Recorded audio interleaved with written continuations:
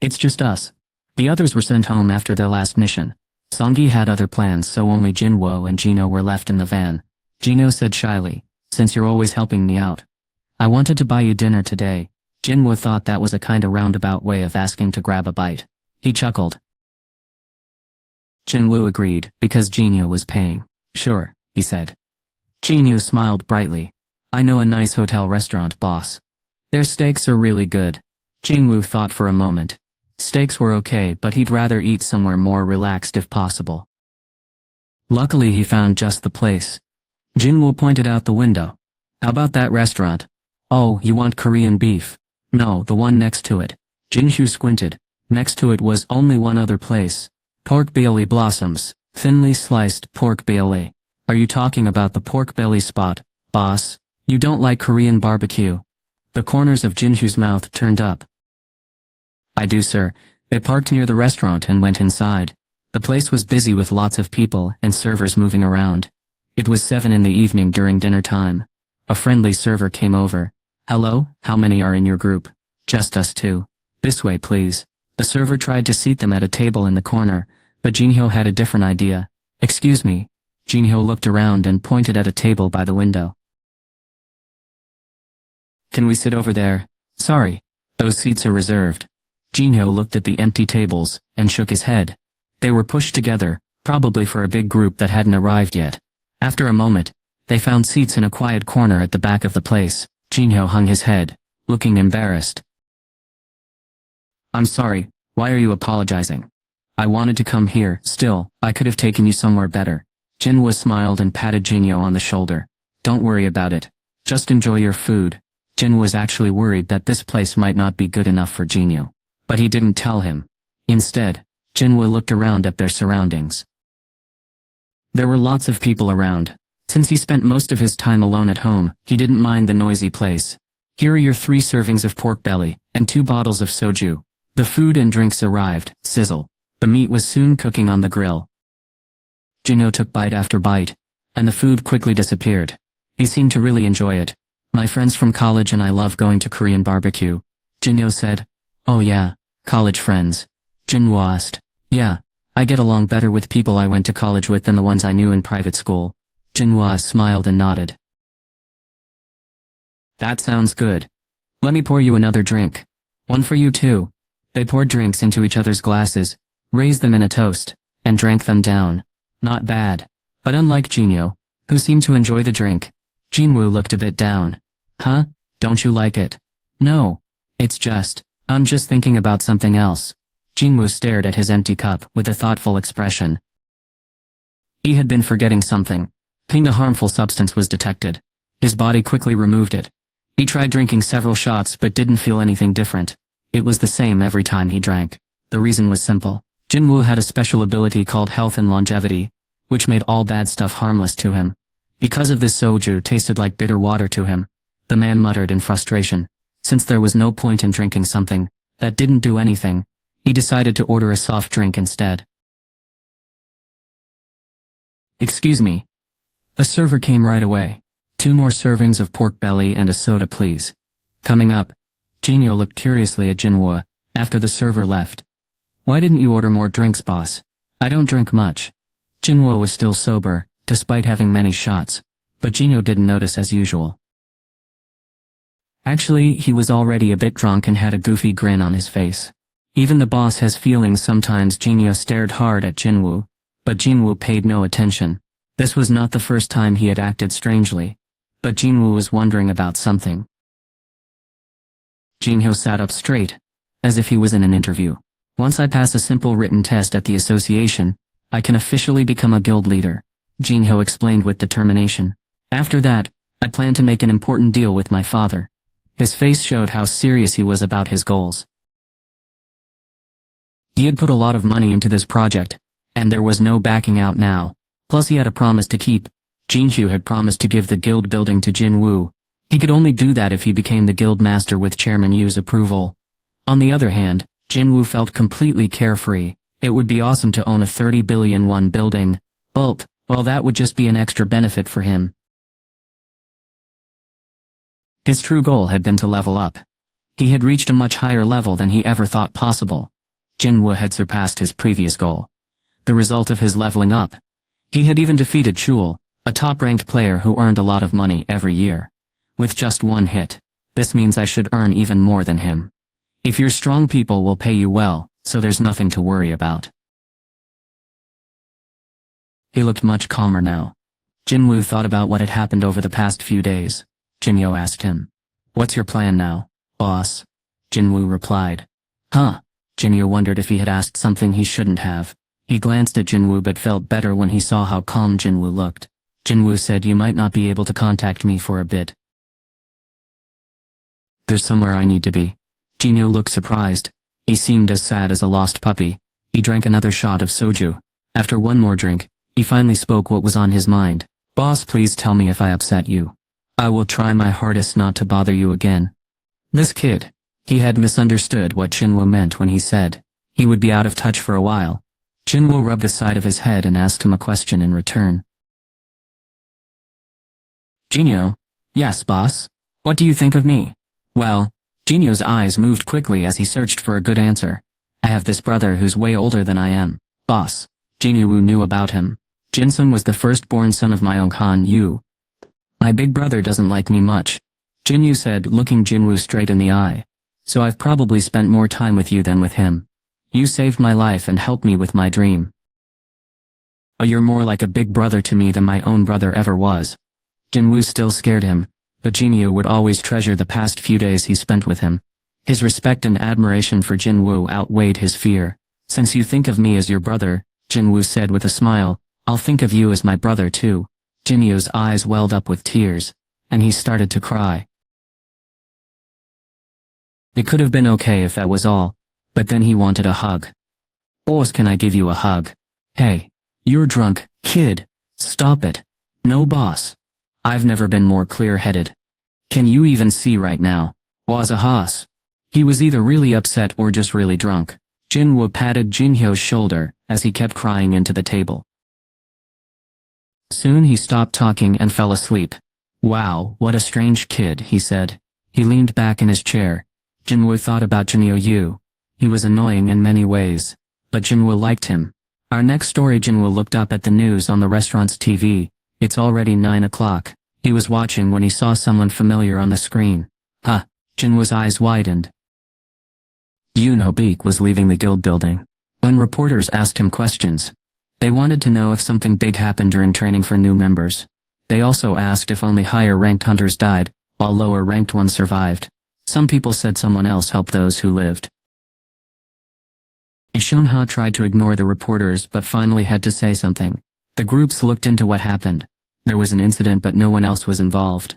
Members of the White Tiger Guild worked together to finish a tough dungeon. During that time some hunters were hurt, or lost their lives.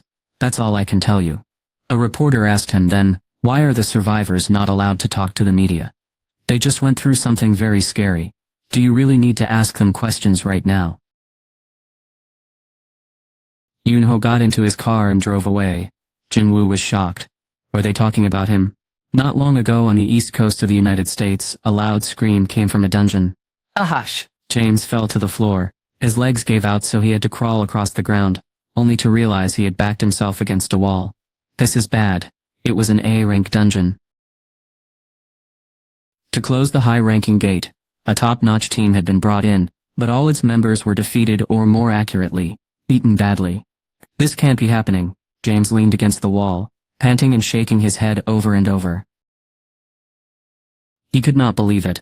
When the group first went into the dungeon, they didn't find any monsters. Not even one. A place without monsters. Someone asked, "Is that even possible?" Then where was all the magic energy they felt outside coming from? They all had different ideas about what was happening. It was already amazing, but something even more surprising happened in the boss's room. When they went inside, they found a magic beast. It looked just like a human. This single creature had knocked everyone out by itself. It was that powerful. James was the only one who managed to escape from its den. Barely. Is all this mana really coming from just one creature? The den was pretty far away from the gate, but his mana detector still showed it as an A rank. James shook his head once more. That's not possible. And then look at that. The magic beast stepped out of the shadows. James screamed when he spotted it. A huss. Whoa, you're really loud, said the man. He was an Asian man with long hair and a scruffy beard, scratching his head. James stopped screaming and started moaning. The man stood there with his hands on his hips, looking confused. I mean, why did you guys have to attack me? I told you I was human, not a magic beast. James didn't understand what the man was saying. His face turned pale. The Asian man looked frustrated with James, who still seemed scared. Guess I can't get through to this guy, he muttered. He tried again, speaking slowly and squatting down to meet James' eye level. Hey, he said, trying to sound calm. He struggled to remember the English words he knew, but wasn't sure if he was using them correctly. I'm Korean, he said, carefully pronouncing each word. I want to go home. This was a surprising discovery. A person had been found inside a dungeon. The Hunter Command Center sprang into action. The assistant director went directly to the questioning room. When he heard the news, from behind a two-way mirror he could see an Asian man in handcuffs sitting quietly in a chair. Is that him? Yes, sir. He looks like a regular person, doesn't he? Yes, sir. He did look that way. With a simple haircut and a trimmed beard, he looked like any ordinary middle-aged Asian man. Do we know who he is? He says he's a Korean hunter. A Korean? Yes, sir. How did a Korean hunter end up coming out of a dungeon on the other side of the world? He said the gate closed 10 years ago, and he got trapped inside. And when he opened his eyes he was here. That's what he claims. The assistant rubbed his forehead. How was he supposed to explain this to the director? He was getting a headache. What are you guys doing here? He asked. Go in there and get more information from him. This was something important that he would need to tell the director, and even the people above him. This was no time to waste. But the person in charge of the questioning had another idea. Sir, we are also looking into the possibility that this might be a magic creature with human memories. And, if it shows its true self, all of Washington, D.C. could be at risk, sir. What he said made sense. A team of top hunters couldn't stop this man. They had to think carefully about what to do next. We need a very skilled hunter to help figure out what's going on. It would be best if they could get someone at the highest level. The manager agreed. There is a high-level hunter nearby who speaks Korean. The assistant director smiled with hope.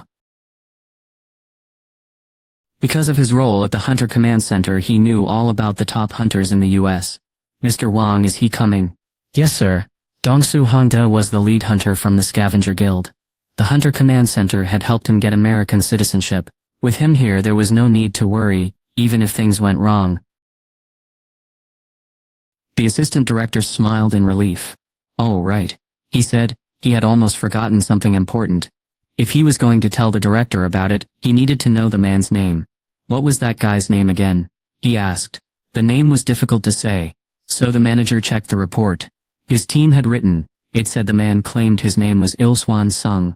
Dong-so was very strict, and showed no mercy, especially when dealing with magic beasts. Dong-su had been raised by his brother, because their parents died in an incident involving a dungeon. So, when he became a high-ranking awakened being, he felt lucky. He thought to himself, now, I can defeat every magical creature. His eyes were cold as he walked into the interrogation room. The man sitting there was someone who had come from a dungeon. He had the same kind of magical powers as a magic beast.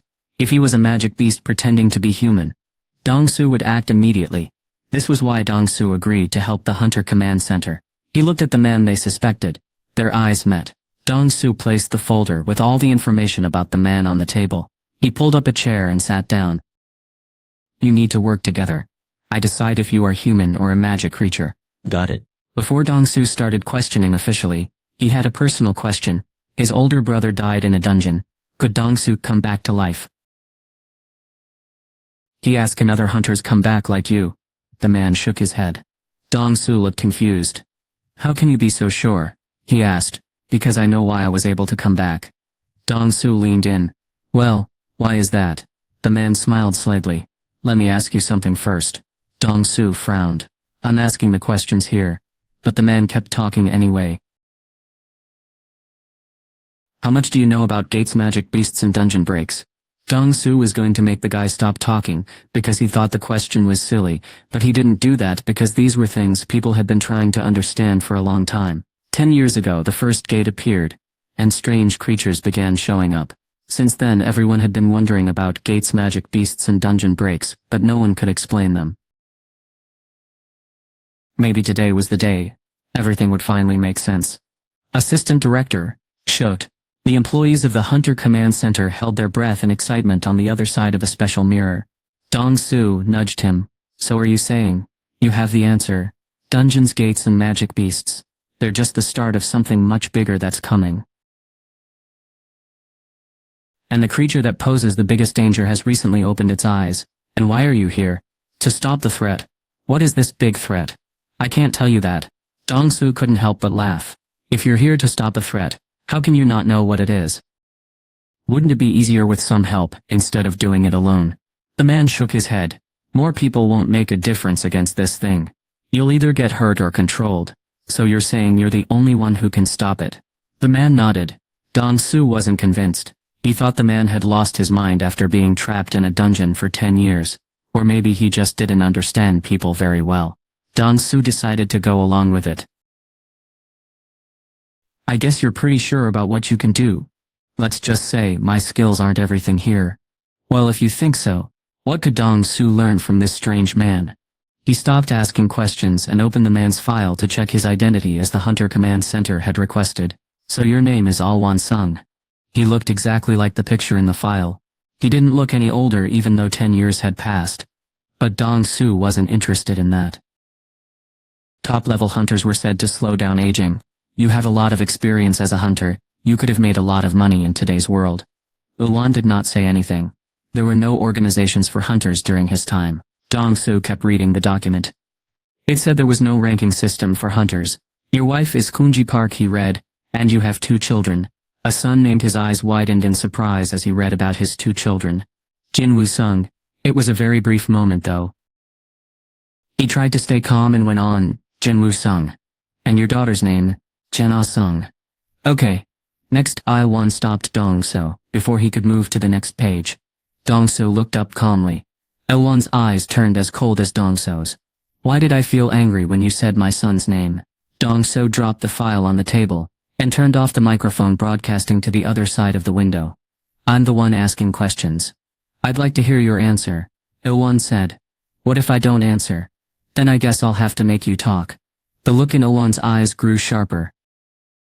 He stood his ground and wouldn't back down. Dong-Su smiled widely. I see. So you're a magic beast. How could a magic beast threaten a hunter? The anger Dong-Su felt from him was clear. That was enough proof that this man wasn't human. No, wait.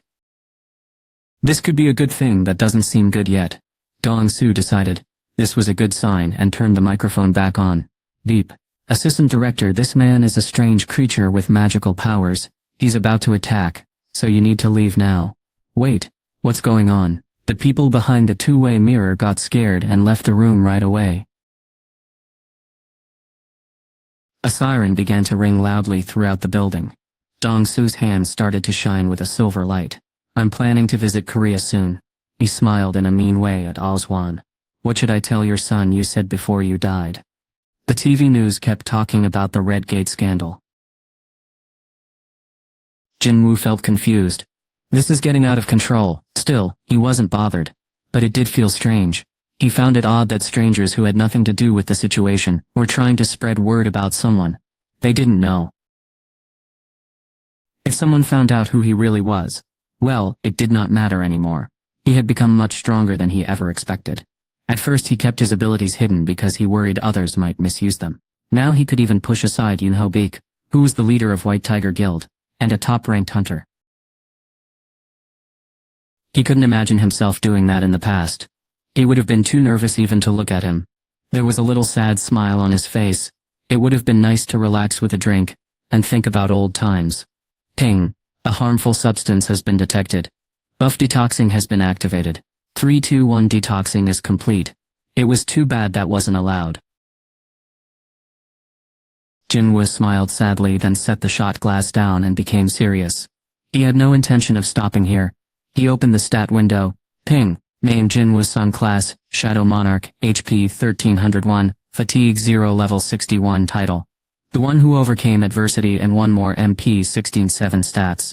Strength Strength 14-2, Stamina 101, Agility 12-21, Intelligence 89, Perception 10%, Available Ability Points 10, Physical Damage reduced by 46%.